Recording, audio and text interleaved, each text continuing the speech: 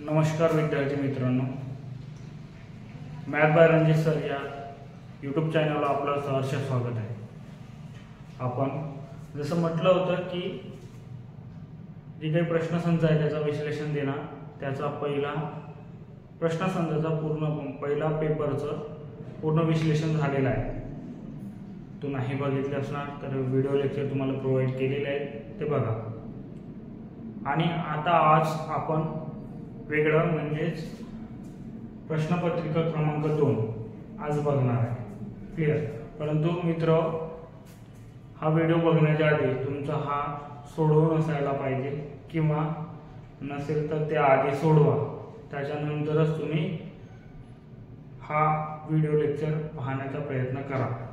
कारण तुम्हाला 70 मिनिटात टाइम लावून सोडवल्याशिवाय असं सोडवणे हा व्यवस्थितरित्या तुम्हाला रन करता येणार नाही। तर त्याच्यामुळे तुम्हाला पहिल्यांदा ते सोडवणे अपेक्षित आहे।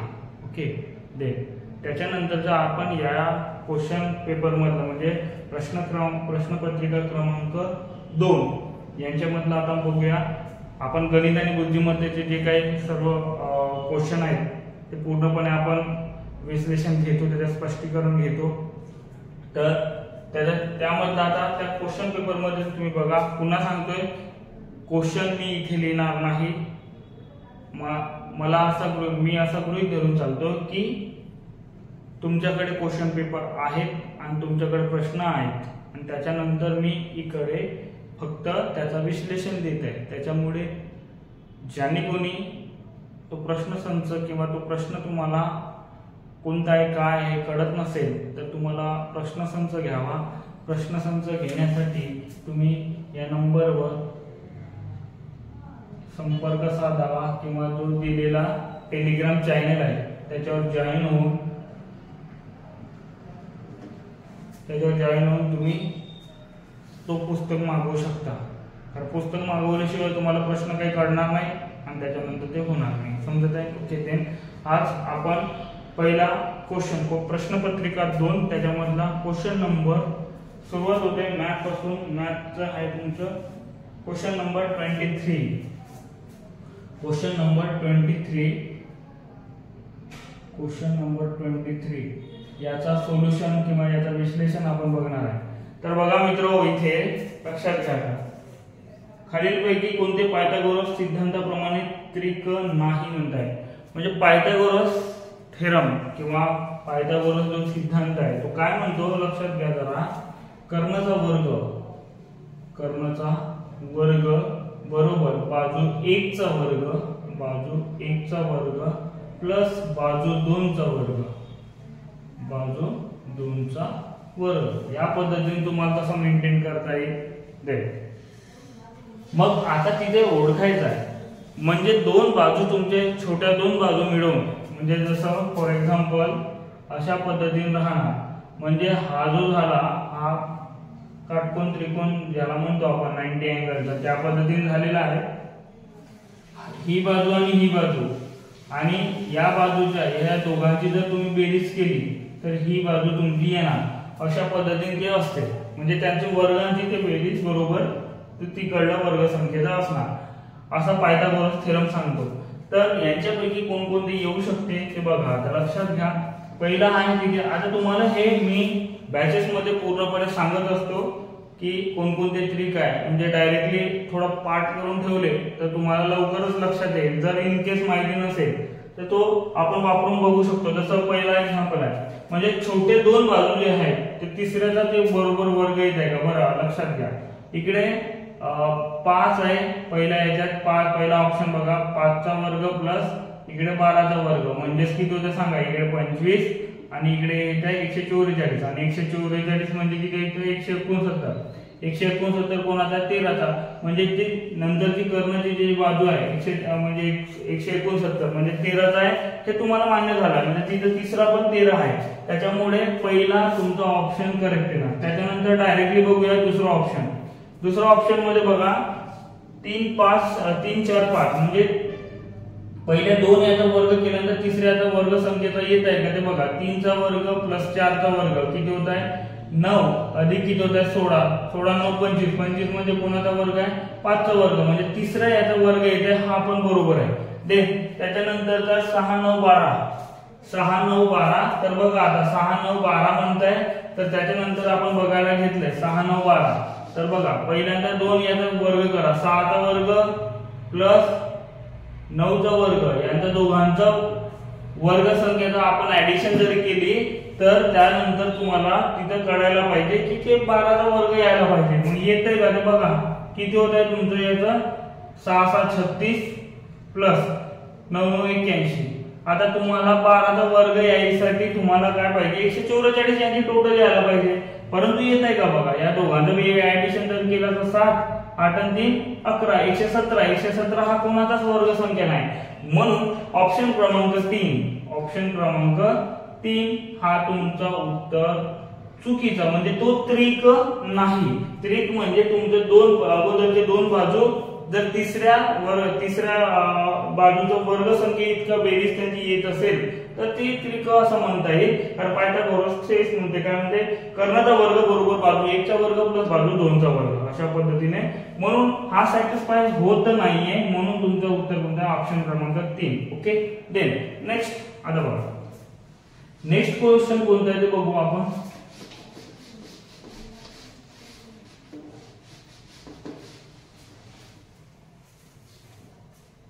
बघा त्याच्यानंतरचा क्वेश्चन आहे क्वेश्चन नंबर 24.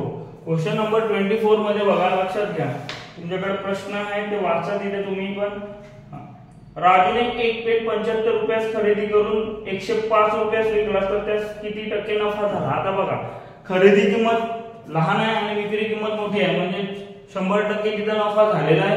मग नफा होताना बघा लक्षात घ्या, मग आता प्रत्यक्ष नफा काय म्हणताय शेकडा नफा किंवा शेकडा तोटा. शेकडा नफा बरोबर काय असते प्रत्यक्ष नफा डिवायडेड बाय काय असते रे खरेदी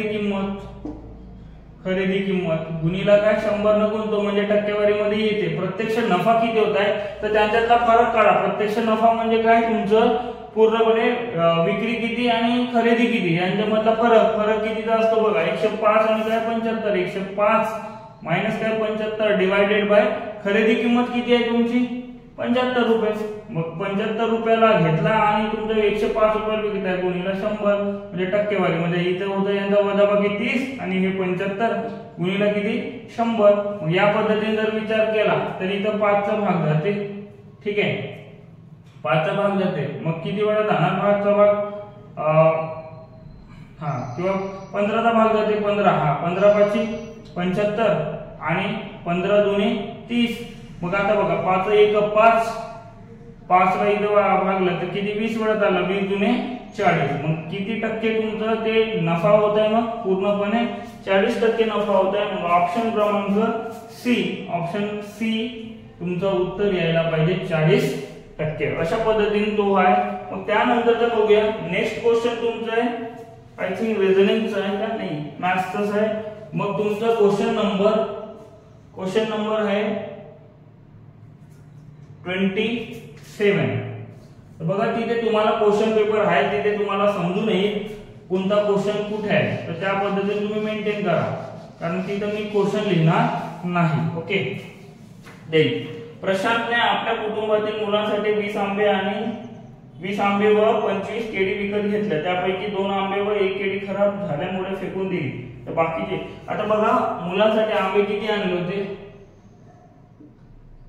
आंबे 20 आणि केळी किती आणले होते 25 टोटली.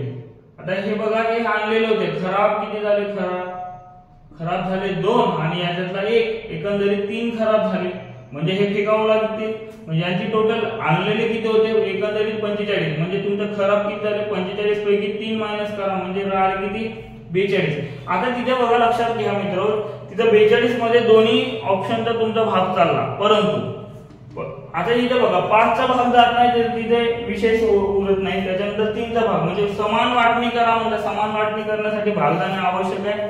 भाग देण्यासाठी 4 आणि 6 परंतु जास्तीत जास्त मुलं किती असतील म्हणताय तर त्याच्यामुळे जर कोणाला भाग दिला म्हणजे 4 जर वाटले तुम्ही वाटताना प्रत्येकाला 4 किंवा 10 किंवा 12 जे काही आहे, परंतु त्याच्यानंतर तुमचा मोठी संख्या कोणती आहे त्याच्या बदली बघा 4 ने पण भाग जातो, पण 4 ना 42 मध्ये तुमचे 4 ना भाग दिले तर जाणार का तिथे बघा, सॉरी इथं 4 ना भाग जाणार का बघा 14 त्रिक 42 होते, परंतु इथं 4 असं जाताय का नाही चालला, म्हणजे भाग कोणाने चालला फक्त 6 ने चालला, कोणाने चालला 6 ने चालला, म्हणजेच काय 42 भागीला 6 केलं तर उत्तर किती येते तुमचं 7, म्हणजे प्रत्येकाला 7 असं वाटले, परंतु किती जण होते तिथे 6 जण होते, 6 मुले होते, त्याच्यामुळे तुमचा ऑप्शन क्रमांक कोणता येते, ऑप्शन क्रमांक सी तुमचं उत्तर येणार आहे, ऑप्शन क्रमांक सी. ओके, तर या पद्धतीने ते होतं. एकंदरीत तुमचं जे खराब झालं ते मायनस करा आणि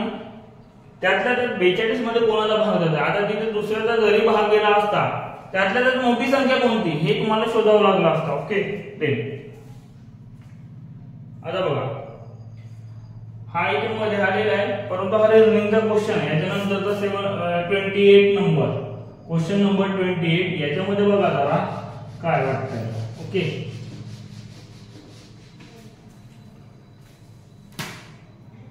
क्वेश्चन नंबर 28 मध्ये बघा परिमितने बियांचे रोषपेक्षा जास्त नमुने गोळा.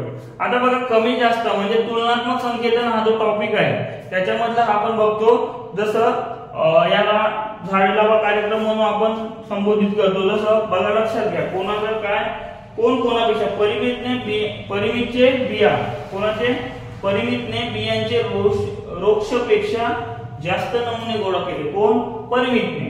बरं, परिमित असेल परिमित हा परिमितने कोणापेक्षा रोक्षपेक्षा, रोक्ष असेल रोक्ष. Okay, clear, रोक्ष. हा, त्याच्यानंतर वाचा व्यवस्थित. आता बघा हे सोडून हा रोक्ष किंवा रोज करा, तिथे थोडं मिस्टेक असेल रोज, कारण ते दोन वेगवेगळे नाहीत. तर बघा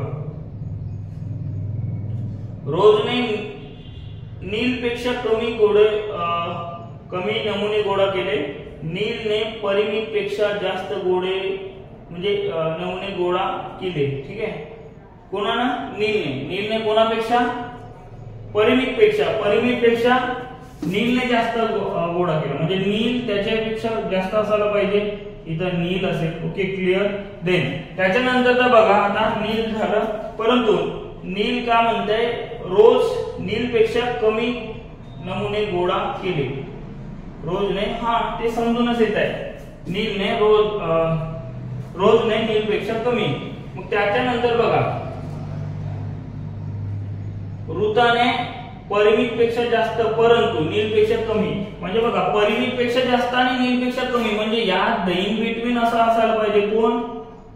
कोण आहे ऋता, कोण आहे ऋता, अशा पद्धतीने ऋता आहे. मग त्यानंतर बघा लक्षात घ्या,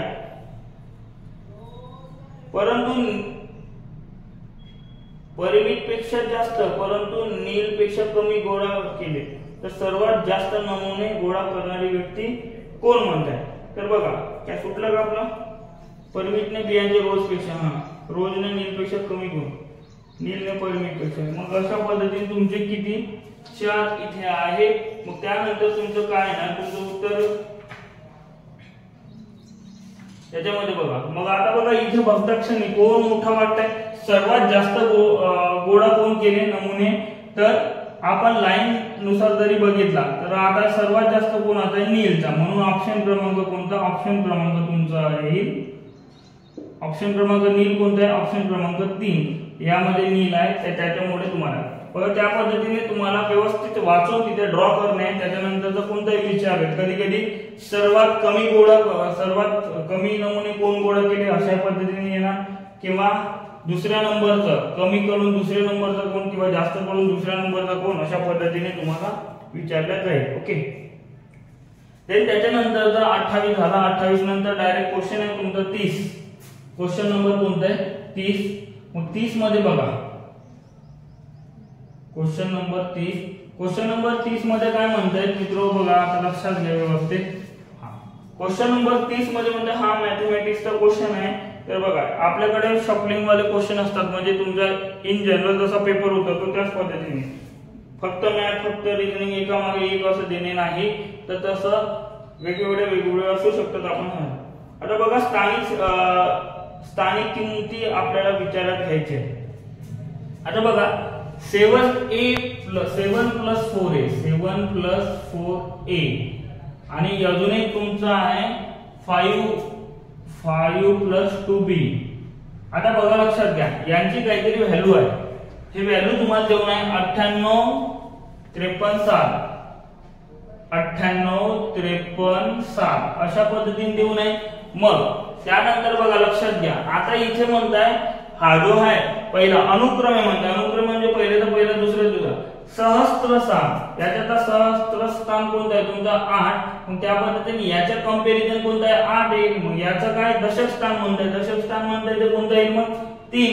मग आता इक्वेशन नंबर 1 आणि इक्वेशन नंबर 2 अशा पद्धतीने जर दिला तर बघा यार मित्रो, आता लक्षात घ्या, इथे याला सोडवायचं कसं. आता a ची किंमत काढा, a ची किंमत काढताना या 7 ला ट्रान्सफर करा, म्हणजे याचा सोडवताय बघा 4a बरोबर 8 - 7 बरोबर a इक्वल टू काय, आता 1 भागाला हा इकडचा भागाकारामध्ये जाणार म्हणजे किती 4, म्हणजे हा भागाकारात गेला म्हणजे उत्तर किती येते तुमचा 0.25 असं उत्तर यायला पाहिजे. आणि a ची किंमत तुम्हाला अनुक्रमे काढायची. 1 ची किंमत पहिला 0.25 कुठं आहे ते बघा. पहिल्या ऑप्शन मध्ये 1 आहे तो गेला, दुसऱ्या ऑप्शन मध्ये 0.25 आहे तो गेला, मग सॉरी 0.25 आहे तो येईल, मग -0.25 आहे नाहीये, मग यापैकी नाही सुद्धा नाहीये, कारण काय उत्तर आपलं निघत आहे. म्हणजे आपलं उत्तर कोणतं आहे ना ऑप्शन क्रमांक बी. अशा पद्धतीने सोडवायचं असते. आणि एकदा का तुमचं उत्तर आला देन त्याला क्लिक करा, पुढे जावा, नंतर पाहा. आता बी इथं काढायचं, तुम्हाला इथं उत्तर येण्याशी मतलब आहे. जेवढा लवकर करता येईल तेवढं लवकर करा. याच्यानुसार एक उत्तर आलं की नाही मग तुम्हाला ते कळायला पाहिजे की हा उत्तर आला तर मी इथं थांबण्यापेक्षा पुढे गेलेलं बरं. कारण 2 सेकंद 3 सेकंद 10 सेकंद जेवढं वाचवता येईल तेवढं वाचवण्याचा प्रयत्न करायचा. आणि तुम्हाला बी पण सांगतो, बी चं बघा, मग तुम्हाला बी चं काय ना तुमचं 5. आता इथं पण 2b बरोबर त्यात 5 ला तिकडे नेलं तर मायनस मध्ये होणार 3 - 2 सॉरी 3 - 5. मग b इक्वल टू काय 3 - 5 म्हणजे -2 आणि इकडचा 2 इकडे डिवाइड मध्ये म्हणजे काय होणार उत्तर -1. अशा पद्धतीने ऑप्शन क्रमांक 2 मध्ये 0.25 आणि -1 असं तुमचा ऑप्शन मेंटेन केलेला आहे. म्हणून ऑप्शन क्रमांक बी असं उत्तर यायला पाहिजे. Then okay. नेक्स्ट आता क्वेश्चन नंबर 32. क्वेश्चन नंबर कोणता आहे 32. आपण तो बघूया व्यवस्थितरित्या.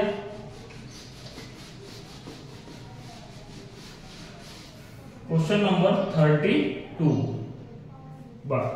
क्वेश्चन नंबर 32 मध्ये बघा,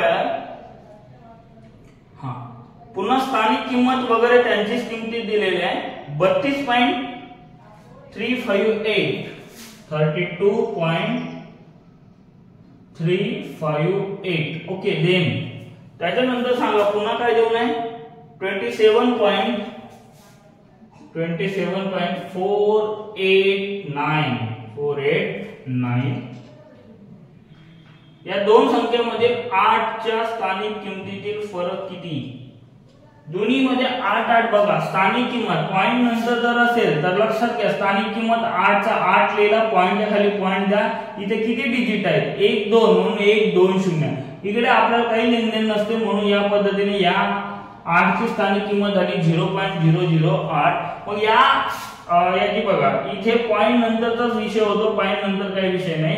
मग आता इथं पॉइंटच्या खाली पॉइंट आणि 8 चा इथं 8 उतरवला, त्याच्यानंतर इथं एकच स्थान आहे म्हणून 1 0 इकडचं तुमचं 0 येणार म्हणजे 0.08 आणि 0.008 यांच्यातला फरक म्हणताय तर फरक म्हणताय याची वजाबाकी करा मित्रो. 0.08 इथं पॉइंट नंतर इथे पॉइंट येणार. इथे आता वजाबाकी करताना तुम्हाला पॉइंट नंतर लिहित जाणे आवश्यक आहे 0.8.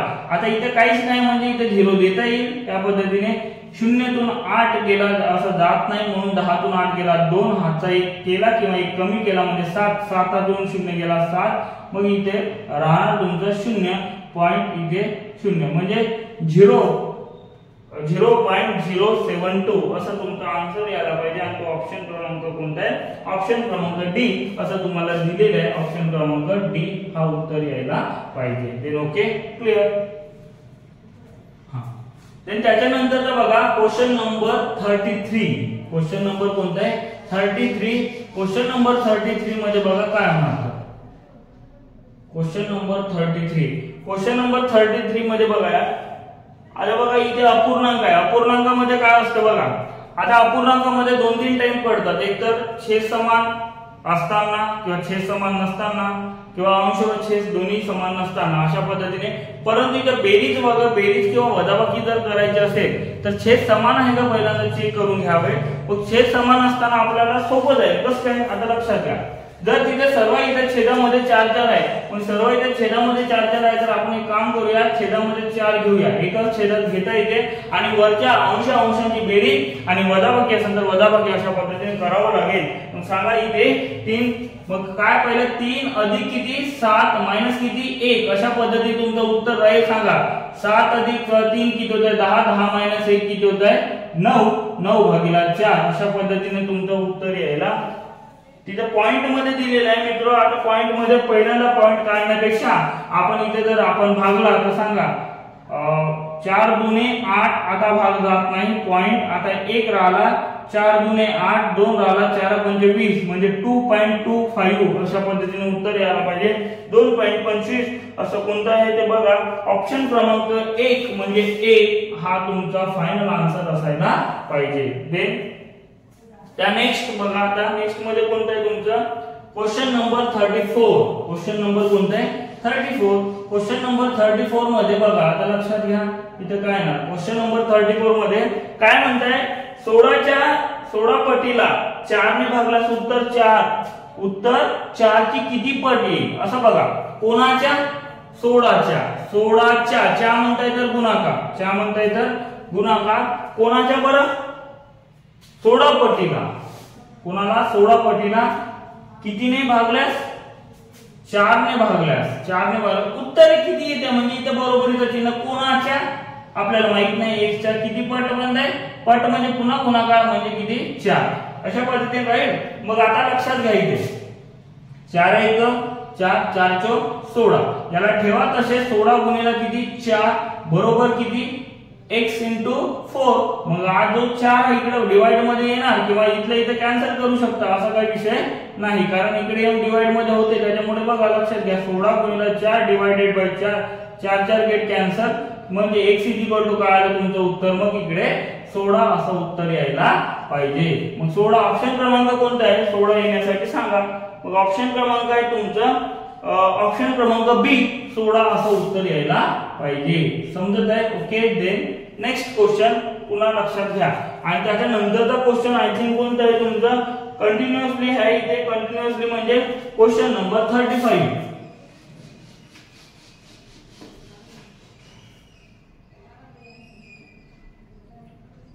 क्वेश्चन नंबर 35 आता क्वेश्चन नंबर 35 बघा लक्षात घ्या क्वेश्चन नंबर 35 सहमूळ संख्या आता सहमूळ संख्यांचा तुम्हाला जरा डेटा माहिती असणं आवश्यक आहे मी बॅच मध्ये पूर्णपणे घेत असतो तर बॅच मध्ये आता हे तुम्हाला इथे तुम्ही रिव्हिजन लेक्चर सारखा बघता तुमचा अभ्यास झालेला आहे तुम्ही पेपर सोडवलेला आहात आणि तुम्हाला एक काहीतरी समजला नाही या उद्देशाने तुम्ही बघत आहे म्हणजे एक फायनल टचअप म्हणून तुमचा अभ्यास झालेला आहे आता गृहीत धरूनच मी घेत आहे ओके मग त्यानंतर सहमूळ संख्या मी माझ्या बॅच मध्ये आता एकाने लेक्चर लागते त्याला सेपरेटली तर त्या पद्धतीने मी सांगत असतो सहमूळ संख्या काय तर आता तुमचा अभ्यास झाला असं गृहीत करून मी पुढे चाललो मग त्या पद्धतीने तुम्हाला असा विचार करता येईल तर बघा सहमूळ संख्या म्हणजे एक डेफिनेशन त्याची सांगतो की फक्त एकनेच व त्याच संख्येने भागताना जसं फॉर एक्झाम्पल जर इथे आपण 4 आणि 5 4 आणि 7 घेतला तर 4 मध्ये 2 चा भाग जाते आणि 4 चा पण जाते पण या दोघांना यांना चालला का नाही चालला म्हणजे ती सहमूळ संख्या झाली हे तुम्हाला जरा समजायला आता जे काही नवीन असतील समजायला थोडा कठीण जाणार का बरं कारण तुम्हाला हा कन्सेप्ट तुम्ही कुठे शिकले असाल तर शिकवले नसणार त्याच्यामुळे जर आपण असा बेसिक टू ऍडव्हान्स जातो आणि आपले काही ऑनलाईन क्लासेस सध्या तरी नाही आपण भविष्यात करू आपण तुमचा प्रतिसाद कसा मिळाला तर पण सध्याच्या घडीला आपण Navegaon Gadchiroli complex T point ground जवळ आपली अकॅडमी आहे मॅथ बायोलॉजी सर म्हणून.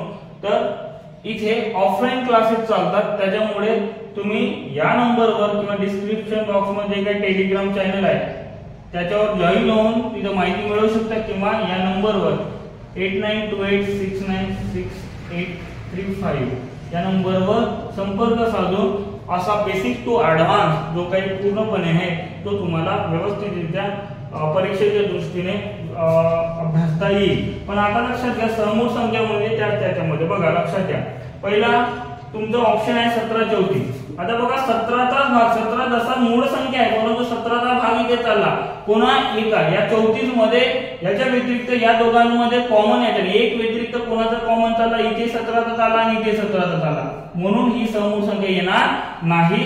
तर त्याच्यानंतर बघा पुन्हा कोणता येणार, समूह संख्या ते गेलं तर त्याच्यानंतर 5 10 5 दुने 10 म्हणजे पुन्हा इथं भाग चालला म्हणून इथं येणार नाही. त्याच्यानंतर बघा त्याच्यानंतर 9 10.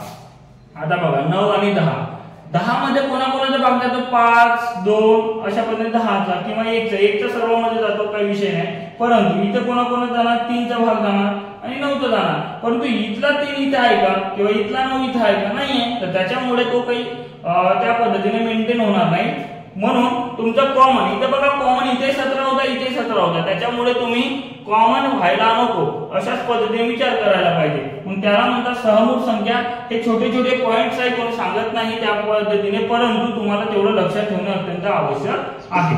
तर तुम्हाला मग ऑप्शन क्रमांक कोणता हे सॅटिस्फाय होत नाहीये, कारण यांच्यामध्ये बाकी कोणाचा आहे, याच्यापैकी 9 किंवा 3 यांच्यामध्ये कॉमन कोणी नाहीये. कॉमन फक्त एक कॉमन राहिलं तर चालेल, एक व्यतिरिक्त कोणी कॉमन असायला नाही पाहिजे, म्हणून इथे नाहीये. त्याच्यामुळे उत्तर काय आहे, ऑप्शन क्रमांक तुमचा जो कोणता आहे, ऑप्शन क्रमांक कोणता आहे 3, ऑप्शन क्रमांक सी हा तुमचं उत्तर यायला पाहिजे. देन त्याच्यानंतरचा बघा क्वेश्चन नंबर, नेक्स्ट क्वेश्चन कोणता आहे 36. Question number 36. क्वेश्चन नंबर 36 मध्ये बघा आता a by b, a divided by b is equal to 1/3 असा आहे. म्हणजे आता बघा मित्रो, या पद्धतीने जर तुमचा क्वेश्चन आला तर याची किंमत असते, a ची किंमत 1 आणि b ची किंमत 3, म्हणजे समोरासमोरील व्हॅल्यू त्याची किंमत असते. तर त्याच्यामुळे तुम्हाला तसंच लक्षात घ्यावं लागेल. आता तुम्हाला सोडवायला सांगत आहे 3a + 2b डिवाइडेड बाय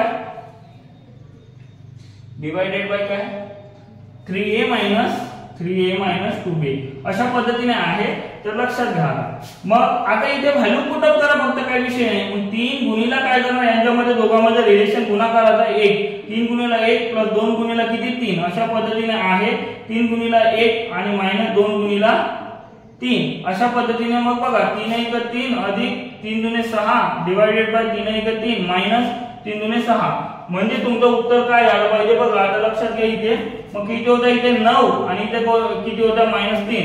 आता -1 वेळा कॉमन राहणार आणि 3 3 9 म्हणजे उत्तर काय आहे तुमचं -3 असं उत्तर यायला पाहिजे. आणि -3 ऑप्शन क्रमांक तुमचा बी असं उत्तर यायला पाहिजे. ऑप्शन क्रमांक B this is the final answer. Okay. Then त्यानंतर बघा क्वेश्चन नंबर 37. क्वेश्चन नंबर 37 मध्ये व्यवस्थितरित्या लक्षात घ्या. क्वेश्चन नंबर 37 मध्ये बघा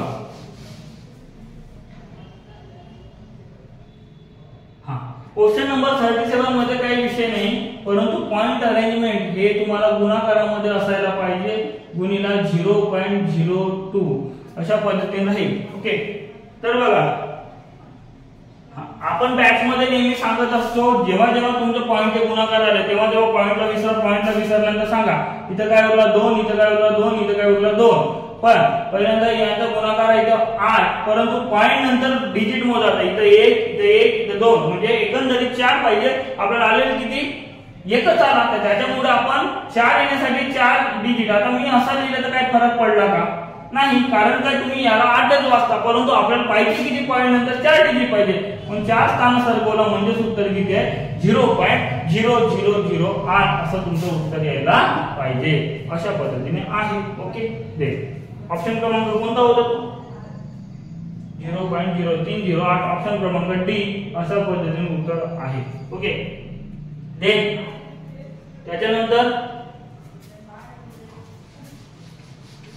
त्यानंतर बघा क्वेश्चन नंबर 38. क्वेश्चन नंबर 38 मध्ये बघा आता 6 to the power 0, 7 to the power 0, 8 to the power 0 अशा पद्धतीने आणि क्वेश्चन मार्क देऊन आहे. तर आता लक्षात घ्या मित्रो, जेव्हा जेव्हा कोणत्याही संख्येचा पॉवर हा 0 असतो तेव्हा तेव्हा त्याचं उत्तर असते 1. काय असते? 1 अधिक याचा पण 1 याचा पण 1. तुमच्या नावावर जरी तुम्ही नाव लिहून त्याच्यावर 0 लिहिले तर त्याचा व्हॅल्यू येणार तुमचा 1. मग त्या पद्धतीने उत्तर किती देतात? 3. ऑप्शन क्रमांक कोणता आहे? 3 म्हणजे ऑप्शन क्रमांक. आता बघा असा कल होऊ शकते 3 म्हणून ऑप्शन क्रमांक 3 चुकता तुम्ही, मग त्या पद्धतीने तसं चालत नाही. तर ते सिली मिस्टेक आहे, त्याने एक मार्काचा तुमचा व्हॅल्युएशन तुमचा घटना, त्यामुळे तुम्ही कॉम्पिटिशनच्या बाहेर चालले जाणार. मग एक मार्काची जे काही व्हॅल्यू आहे तुम्हाला फायनल कट ऑफ मधून जेव्हा बाहेर पडतात तेव्हा कळेल. म्हणून प्रॅक्टिस मे बी कंटिन्यू पाहिजे. मग प्रॅक्टिस जर तुमच्या व्यवस्थित राहिली तर असले चुका तुम्ही टाळू शकता. 3 म्हणून 3 नाही तर 3 हा ऑप्शन क्रमांक बी मध्ये आहे, म्हणून उत्तर कोणतं आहे? ऑप्शन क्रमांक बी असं तुमचं उत्तर यायला पाहिजे. त्याच्यानंतर बघा 4/5 म्हणजे किती टक्के? 4/5 म्हणजे किती टक्के? तर त्यानंतरचा question number I think question number आहे 39. 4/5 म्हणजे किती टक्के? टक्केवारी मध्ये आणायचं आहे म्हणजे 100 न गुणावं लागेल, आणि टक्केवारी काढायची असेल तर तुम्हाला काय 100 न भागावं लागेल. अशा पद्धतीने विषय चालतो. तर सांगा, तर टक्केवारी म्हणजे तुम्ही 100 न गुणले, कारण 1 म्हणजे 100% अशा पद्धतीने तिचा विचार केला जातो. इथे बघा किती वेळा चालला? 20 × 100 आणि 20 × 80. 80% तुमचा याचं उत्तर यायला पाहिजे. आणि 80% कोणता? ऑप्शन क्रमांक ऑप्शन क्रमांक डी हा तुमचा उत्तर यायला पाहिजे. ओके. त्याच्यानंतर बघा, त्यानंतर आहे परिमेय संख्या. परिमेय संख्या तुम्हाला माहिती आहे की ज्याचं उत्तर आपण अंकगणितीय पद्धतीने काढू शकतो त्याला परिमेय संख्या म्हणतात. ते तुमचा क्वेश्चन आहे क्वेश्चन नंबर 40. क्वेश्चन नंबर 40 मध्ये परिमेय संख्या हे छोटे छोटे पॉइंट आहे, तुम्ही वाचताना लक्षात देत नाही, परंतु फायनल एक्झाम मध्ये जर आलं तर आउट ऑफ सिलेबस म्हणू नका, हे त्यातलाच एक भाग आहे असं तुम्हाला गृहीत असायला पाहिजे. ओके. आता बघा अंडर रूट ऑफ 8 कोणाचा म्हणजे हा कोणाचा वर्ग आहे का? 8 नाहीये, म्हणून याला उत्तर काढू शकत नाही, म्हणून गेला. त्याच्यानंतर बघा मग आता बघा अंडर रूट ऑफ 64 कोणाचं उत्तर आहे? 8चं आहे. मग 8चं उत्तर असताना मला सांगा इथे 8चं उत्तर डायरेक्टली काढता आला आपल्याला? काही कॅल्क्युलेटरची काही गरज पडली का? नाही. मग त्यामध्ये तुम्हाला हा उत्तर तुमच्या अंकगणितीय पद्धतीने तुम्हाला सॉल्व्ह करता येत आहे किंवा सोडवता येत आहे, म्हणून तुमचं उत्तर काय येणार? ऑप्शन क्रमांक बी हा तुमचा उत्तर असायला पाहिजे. त्याच्यानंतर ते जरी ऑप्शन बघितले तर बघा त्याच्यानंतरचे ऑप्शन इथं क्यूब रूट ऑफ 36 कोणाचा घनमूळ आहे का? नाहीये, म्हणून तो गेला. त्याच्यानंतरचा fourth root of 125 third root म्हणजे तुमचा जर क्यूब रूट ऑफ असता तर 125 उत्तर 5 आला असता, देन ओके तो पण परिमेय संख्या झाली असती, परंतु हे नाहीये, हे आपल्याला कळायला पाहिजे. म्हणून उत्तर कोणता? ऑप्शन क्रमांक बी. याचा एकाच उत्तर आपण अंकगणितीय पद्धतीने काढू शकतो, तेच म्हणजे कोणता? अंडर रूट ऑफ 64 म्हणजे 8 असं उत्तर यायला पाहिजे. Then okay. देन नेक्स्ट त्यानंतरचा बघा क्वेश्चन नंबर 41. क्वेश्चन नंबर 41 मध्ये अपूर्णांक यापैकी सर्वात मोठा अपूर्णांक कोणता? अशा पद्धतीने. आता जेव्हा जेव्हा या पद्धतीने येते आणि खालच्या छेदाची लसावी तरी काढा, नाही तर डायरेक्टली भागून टाका. डायरेक्टली भागलं तर किती होतं सांगा? याचं उत्तर इथं आहे बघा. याचं उत्तर काय? डायरेक्टली भाग चालला ना, भाग चालला म्हणजे उत्तर किती? इथे 3 येत आहे, काही विषयच नाही. मग पुढे जावा. पुढे कोणता आहे तुमचा? 5, 15 आणि 25. ठीक आहे. मग जरी इथे भाग दिला किंवा या पद्धतीने जर केला आपण, इथे भाग नाही चालला म्हणजे इथे एक शून्य वाढवला म्हणजे भाग दिल्यानंतर 150 झाले. 150 मध्ये 25चा भाग किती वेळा जातो? 6.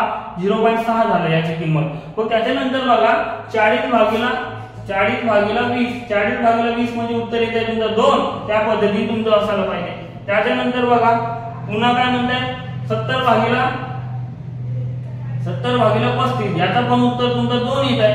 मग 2 येत आहे. मला काय सर्वात मोठा पूर्णांक असा पाहता क्षणी काही वाटला नाही कोण मोठा कोण लहान, परंतु आता काय वाटतंय 3 ही संख्या यांचा भागाकार मोठा हा म्हणजे ही संख्या मोठी असायला पाहिजे.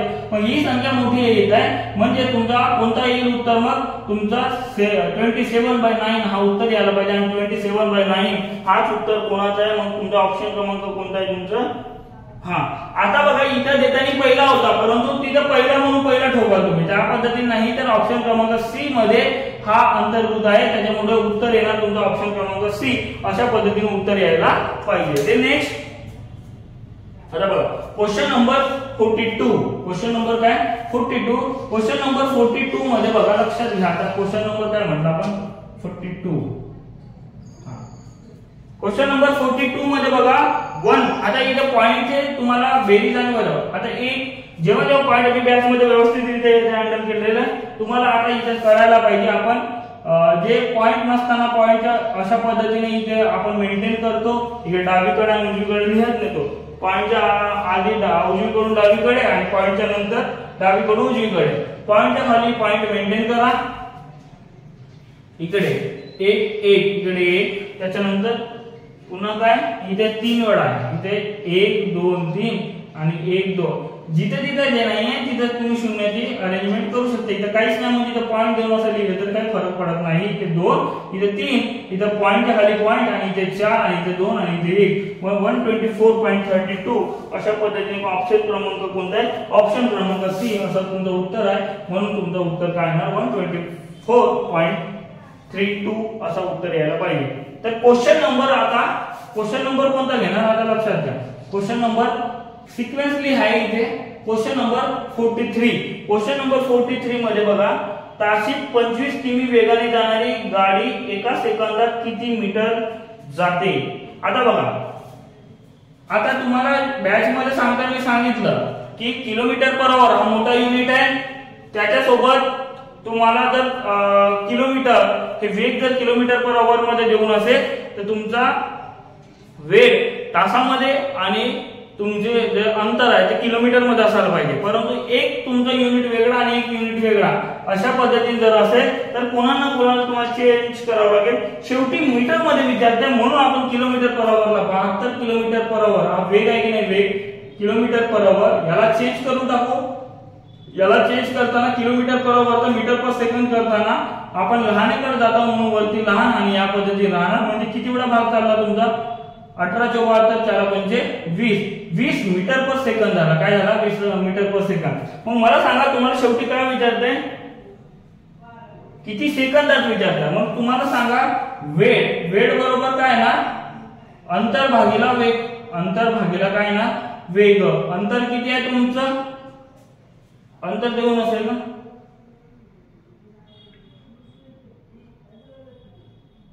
हा सॉरी वेग नाही तर तुम्हाला अंतरच काढायचं आहे. काय काढायचं आहे अंतर काढायचं आहे.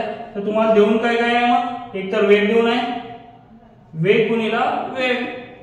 वेग गुणिला वेग सांगा वेग किती आहे तुमचा 20 आणि एका सेकंदात म्हणताय 1 म्हणजे तुमचं अंतर किती होणार अंतर तुमचं जाईल त्याच्यानंतर 20 मीटर. किती जाईल 20 मीटर एवढा अंतर तुमचा मीटर मध्ये काढायचा होता. म्हणून ऑप्शन क्रमांक डी तुमचं उत्तर यायला पाहिजे. त्याच्यानंतर बघा question number 44. Question number 44. Question number 44 मध्ये लक्षात घ्या. क्वेश्चन नंबर 44 क्वेश्चन नंबर 44 मध्ये बघा काटकोन त्रिकोणामध्ये काटकोना व्यतिरिक्त उर्वरित दोन कोनांची मापाची बेरीज किती. आता काटकोना व्यतिरिक्त काटकोन म्हणजे बघा आता लक्षात घ्या पूर्ण तिन्ही बाजूंची मिळून उत्तर येते ए प्लस बी प्लस सी बरोबर किती तर 180 डिग्री. परंतु काटकोन काटकोन म्हणजे आता बघा कोन ए बी सी अशा पद्धतीने काटकोनाची 90 असते. म्हणजे या दोघांची मिळून किती असायला पाहिजे टोटली किती व्हायला पाहिजे एका एकीने जर 90 पकडलं तर बी प्लस सी किती व्हायला पाहिजे याला इकडे मायनस केल्यानंतर इथे यांची उत्तर 90 यायला पाहिजे. म्हणजे त्यांचा सुद्धा किंमत किती असायला पाहिजे किती डिग्री असायला पाहिजे. सोपं होतं क्वेश्चन. बघ क्वेश्चन नंबर कोणता आहे 44. मग काय असायला पाहिजे तुमचं क्वेश्चन 90 त्यांच्या दोघांचा मिळून 90 असायला पाहिजे, म्हणजे उत्तर कोणतं ऑप्शन क्रमांक सी अशा पद्धतीने तुमचं उत्तर येणार आहे 90 डिग्री. ठीक आहे.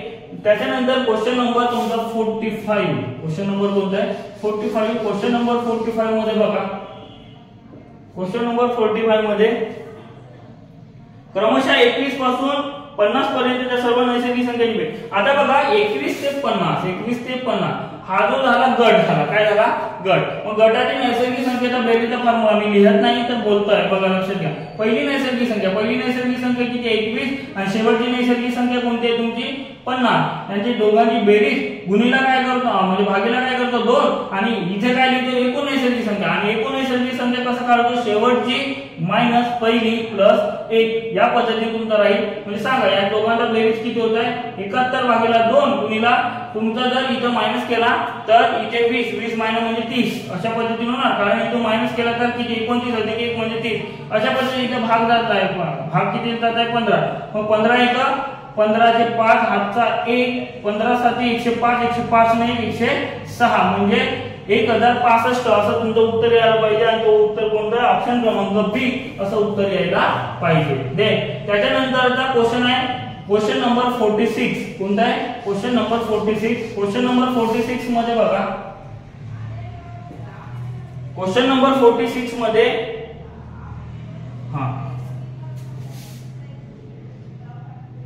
किलोग्रॅम काय म्हणताय किलोग्रॅम. तर बघा आता इथं मिलीग्रॅम मध्ये करायचंय. कशामध्ये मिलीग्रॅम. तर बघा आता यांचं रिलेशन कसं आहे बघा. मिलीग्रॅम त्याच्यानंतर ग्रॅम त्याच्यानंतर किलोग्रॅम अशा पद्धतीने. परंतु यांच्या ना तुम्हाला जर 1000 मिलीग्रॅम बरोबर 1 ग्रॅम 1000 ग्रॅम बरोबर 1 किलोग्रॅम अशा पद्धतीने मेंटेन होत आहे. म्हणजे तुम्हाला अशा पद्धतीने 2 वेळा इथं मल्टिप्लिकेशन करावं लागेल. म्हणजे याला कन्वर्ट करण्यासाठी 100 गुणीला पहिल्यांदा 1000 त्याच्यानंतर पुन्हा 1000 म्हणजे कशात झाला आता मिलीग्रॅम मध्ये झाला. कशा झाला मिलीग्रॅम मध्ये झाला. म्हणजे सांगा याच्यावर किती एकावर 3 0 3 0 6 2 8 1 2 3 4 5 6 7 आणि 8 अशा पद्धतीने काय आहे मिलीग्रॅम. आणि ऑप्शन क्रमांक कोणता आहे तुमचा ऑप्शन क्रमांक आय थिंक कोणता आहे तुमचं बी. ऑप्शन क्रमांक बी असं उत्तर यायला पाहिजे. देन त्यानंतरचा बघा लक्षात घ्या व्यवस्थित पुढचा क्वेश्चन कोणता आहे ते बघू. क्वेश्चन नंबर कोणता आहे क्वेश्चन नंबर आहे तुमचं 47. क्वेश्चन नंबर कोणता 47.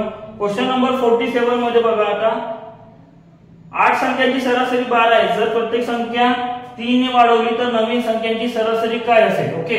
तर जसं बघा ज्या संख्यामध्ये बदल होतो तेवढा तसाच बदल सरासरीमध्ये होतो. तर प्रत्येक संख्यामध्ये कितीचा काय होत आहे सांगा. प्रत्येक संख्यामध्ये काय होत आहे 3 ने वाढवत आहे. म्हणजे सरासरी सुद्धा तेवढ्यानेच वाढवणार. जुनी सरासरी किती होती जुनी सरासरी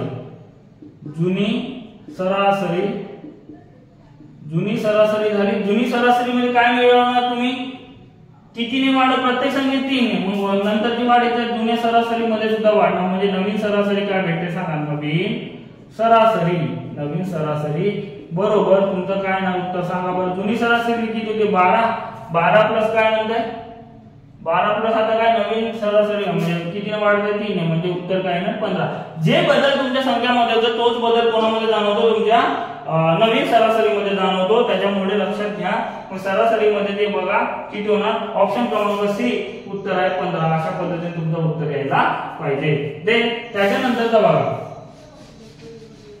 त्यानंतरचा क्वेश्चन नंबर 48. क्वेश्चन नंबर 48 तर त्याच्यामध्ये काटकोन काटकोनातील दोन्ही बाजूंची लांबी 3 व 5. आता बघा आता याच्या आधीच पहिलाच क्वेश्चन बघितला. कर्णचा वर्ग बरोबर पायथागोरस थेरमच वापरायचा आहे. कर्णचा वर्ग बरोबर बाजू 1 चा वर्ग प्लस बाजू 2 चा वर्ग अशा पद्धतीने आहे. मग बाजू 1 चा वर्ग किती आहे 3 चा वर्ग प्लस 4 चा वर्ग। या पद्धतीने सांगा जर 5 चा वर्ग किती आहे म्हणजे 5 3 चा वर्ग किती 9 आणि इथे किती 16 16 9 किती होते 25 25 कोणाचा वर्ग आहे 5 चा वर्ग आहे म्हणजे कर्ण किंवा मोठी बाजू काय येते तुमचा कर्णाची व्हॅल्यू काय येते तुमची 5 असा सेंटीमीटर किंवा मीटर जे काही असेल ते तुमचं उत्तर येणार आहे। म्हणजे काय होणार तुमची मोठी कर्णाची लांबी किती असणार 5 म्हणजे ऑप्शन क्रमांक कोणता पायथागोरस थेरम वापरून टाकायचा कारण काटकोन त्रिकोण म्हणत आहे इथे। ओके देन त्याच्यानंतरचा बघा लक्षात घ्या आता पुढचा क्वेश्चन नंबर आय थिंक कोणता आहे 49 क्वेश्चन नंबर 49 क्वेश्चन नंबर 49 मध्ये बघा आता इथे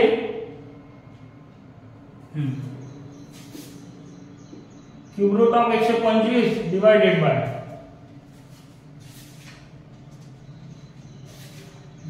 बाय काय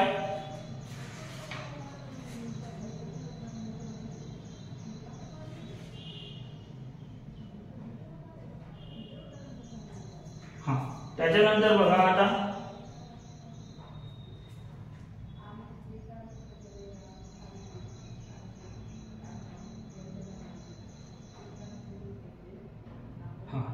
त्याच्यानंतर इथं 25 आहे असं आहे की नाही याचं उत्तर आता सॉरी इथे काहीतरी प्रिंट मिस्टेक आहे तर इथे पण क्यूब रूट पाहिजे होता काय पाहिजे होता क्यूब रूट मग क्यूब रूट पाहिजे इथे प्रिंट मिस्टेक आहे जरा लक्षात घ्या इथे क्यूब रूट आहे तर क्यूब रूट आपण एकाच क्यूब रूट मध्ये घेतला इथे 125 डिवाइडेड सॉरी इथे क्यूब रूट नाही तर इथे 125 आहे बघा मग त्याच याला पूर्ण संख्या इथे क्यूब रूट तर आहे परंतु इथं काय तुमचं 125 आहे त्या पद्धतीने त्याच संख्येला त्या संख्येने भागणे म्हणजे उत्तर किती येणे 1 येणे म्हणून उत्तर डायरेक्टली आहे। तिचा प्रिंट मिस्टेक आहे जरा लक्षात घ्या इथे आता तुम्हाला घेते म्हणून जाणवलं कधी कधी असं होऊ शकते आता त्या पद्धतीने तुम्हाला थोडं मेंटेन करावं लागेल एररलेस बनवण्याचा प्रयत्न केलाय पण त्यातल्या त्यात आता टायपिंग एरर कधी कधी राहू शकतो तर ते तेवढं थोडं मान्य करा। इथे 125 आणि इथे सुद्धा 3 अशा पद्धतीने तुम्हाला ऍड करायचं आहे म्हणजे त्याच संख्येला त्याच संख्येने भागले म्हणजे बघा कधी कधी सर्वच क्वेश्चन तुमचे कठीण नसतात काही क्वेश्चन तुमचे इझी लेवलचे असतात बऱ्यापैकी इझी लेवलचे असतात त्या 40-50 पैकी जर 45-50 चा मॅथ रिझनिंग जर विचारला तर 5-6 क्वेश्चन थोडे टफ असतात आणि 4-5 क्वेश्चन थोडे मॉडरेट असतात 35 ते 40 च्या दरम्यानचा रेंज हा तुमचा कुठे ना कुठे इझी लेवलचा असतो तेच आपल्याला कळायचं। अशा पद्धतीने तुम्हाला वाटेल ते तर वेगळं आहे परंतु त्या संख्येला त्या संख्येने भागणे म्हणजे उत्तर 1 येणे म्हणून ऑप्शन क्रमांक 1 असं उत्तर यायला पाहिजे। देन त्याच्यानंतरचा बघा क्वेश्चन नंबर तुमचा 50 क्वेश्चन नंबर आहे 50 क्वेश्चन नंबर 50 मध्ये बघा आता 3 ने भाग जाणारे एकूण 2 अंकी संख्या किती 3 ने भाग जाणार आहे आता बघा 2 अंकी संख्या म्हणतात पहिला स्टार्ट आता इथला 9 घेऊ शकतो का नाही मग इथला कुठून कुठपर्यंत जाणार ना काय 9 पर्यंत म्हणजे आता 2 अंकी संख्या असे आहेत तर 3 ने भाग जाणार म्हणताय मग 3 ने भाग जाणार आहे तर बघा आता इथे पूर्णपणे SNTN वाला सुद्धा फॉर्म्युला वापरता येते कसं काय आता बघा कुठून हा झाला 1 किंवा T1 आणि हा झाला TN आता नंबर मग TN वाला फॉर्म्युला काय म्हणजे TN बरोबर A + N - 1 * D अशा पद्धतीने आहे।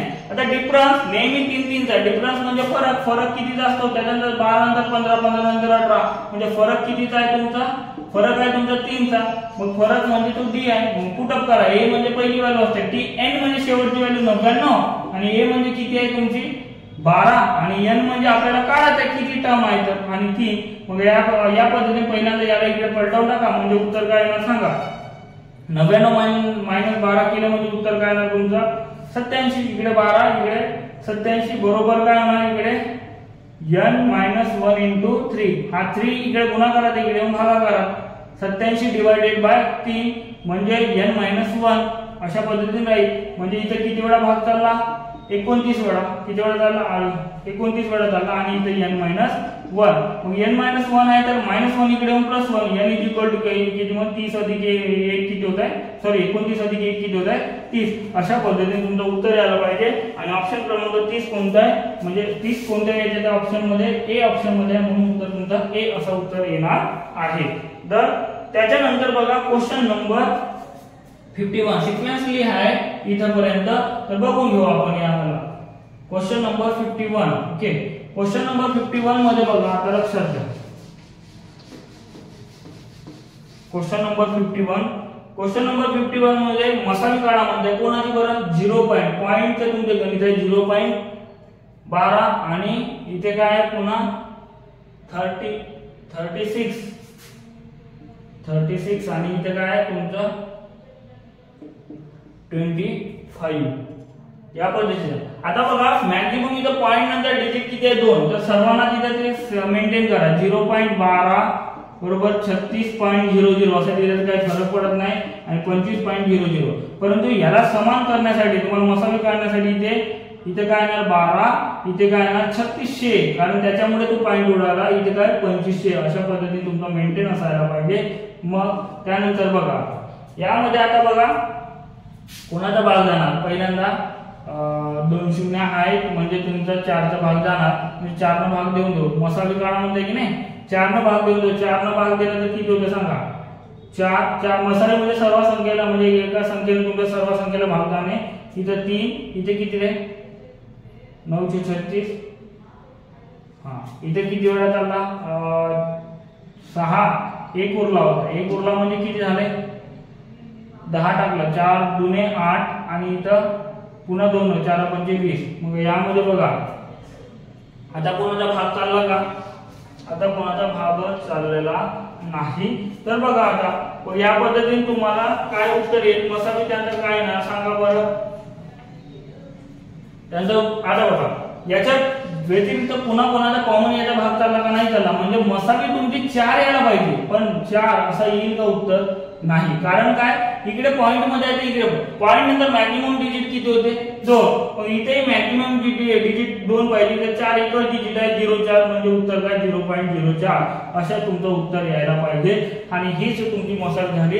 आणि हीच मसावी ऑप्शन क्रमांक किती मध्ये ऑप्शन क्रमांक सी मध्ये तुमचा असा उत्तर दिलेला आहे.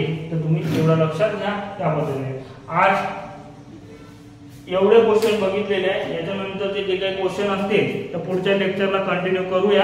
परंतु आज जेवढे झाले त्या पद्धतीने तुम्ही व्यवस्थितरित्या अनालिसिस करा. त्या पद्धतीने बघा. पण प्रश्नपत्रिका आधी सोडवणे गरजेचं आहे. आणि जर इन केस कोणाकडे नसेल तर आपला टेलिग्राम चॅनल डिस्क्रिप्शन बॉक्स मध्ये दिलेला जाईल. नंबर सुद्धा दिलेला जाईल. पण त्यामध्ये तुम्ही तिथे त्या नंबरवर कॉल करून त्या प्रश्नसंच मागवू शकता. किंवा गडचिरोली टिपाणी ग्राउंडच्या जवळ आपली अकॅडमी आहे रणजित सर्स मॅथ अँड रिझनिंग अकॅडमी म्हणून.